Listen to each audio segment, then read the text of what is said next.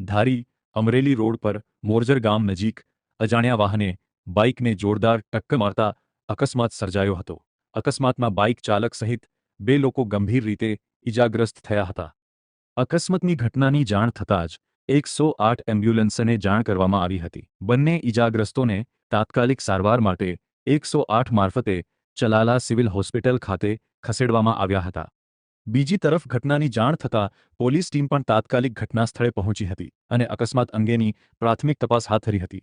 પોલીસે બાઇકને ટક્કર મારી ફરાર થયેલા અજાણ્યા વાહન ચાલક સામે તપાસ શરૂ કરી છે। પોલીસ દ્વારા સીસીટીવી સહિતના આધારોના આધારે વાહન અને ચાલકને શોધવાના પ્રયાસો હાથ ધરવામાં આવ્યો છે।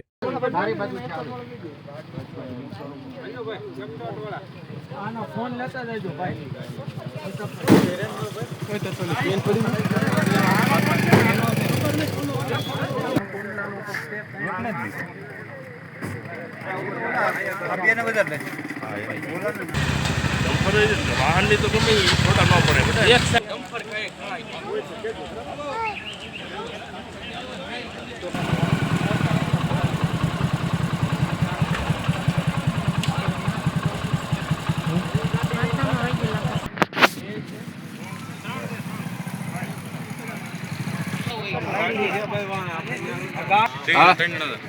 એટલે આ મને એમ છે કે આનું બેલેન્સ નથી વાત થઈ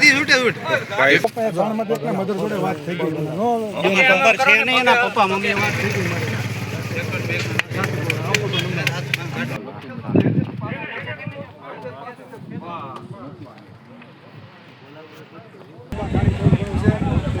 ટુકડામાં વડોદરા પડીશ ને મોટો રહેતો હતો ને